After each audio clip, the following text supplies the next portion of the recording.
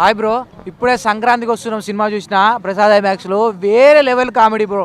కామెడీకి care of address victory Venkatesh. ఇన్ని రోజులు comedy ఒక మంచి కామెడీ సినిమా చూడలేదని ఫీల్ అయినా నిజంగా 100 జబర్దస్తులు పెడితే కామెడీ అన్న వెంకటేష్ కానీ all time comedy movie.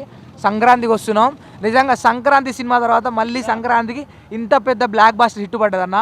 Cinema మాత్రం ఆల్ టైమ్ కామెడీ అన్న. ఏం కామెడీ అన్న, ఇంట్లో పడే టెన్షన్లని, ఇంట్లో పడే భార్య పెట్టే టార్చర్లని ఎట్లా తప్పించుకోవాలి, ఎట్లా మేనేజ్ చేయాలని చెప్పేసి మనకి వెంకటేష్ గారు చూపించారు. వెంకటేష్ గారు ఫ్యామిలీ ఆడియన్స్ని మీరు అసలు మర్చిపోలేరండి.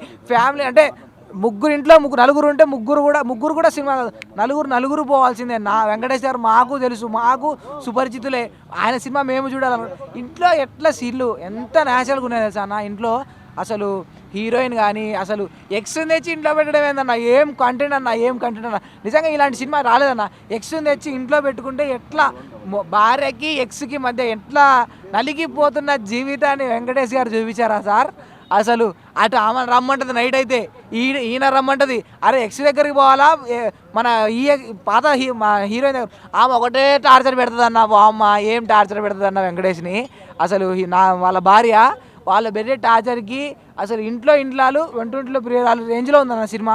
చాలా బాగుందన్న. అంటే యూత్కి కూడా కనెక్ట్ అవుతానండి. అంటే వాళ్ళ ఎక్స్లు ఫోన్ చేసి ఏం మాట్లాడతారు, దానికి ఎట్లా సమాధానం చెప్పాలి.